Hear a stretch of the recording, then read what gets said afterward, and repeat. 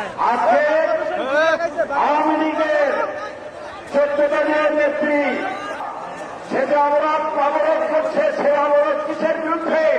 শেখ হাসিনার অবরোধ হচ্ছে এদেশের অর্থনীতির বিরুদ্ধে।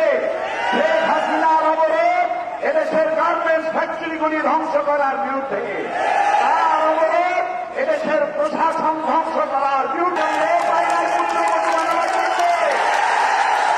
আমেরিকার খ্রিস্টান মেয়ে লোক বানিয়েছে পুত্রবধূ।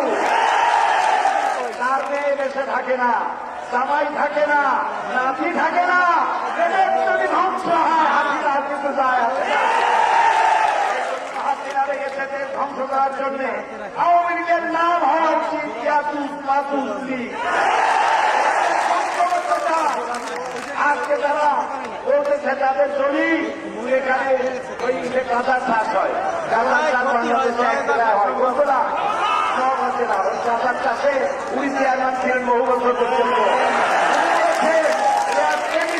রাখতে হবে, তার মানে কি র্যাব নিষ্ক্রিয় রাখতে পারলে জনযুদ্ধ আর সর্বহারাদের কাজে লাগাইয়া 10টা হন্ডা 20টা গুন্ডা নির্বাচন ঠান্ডা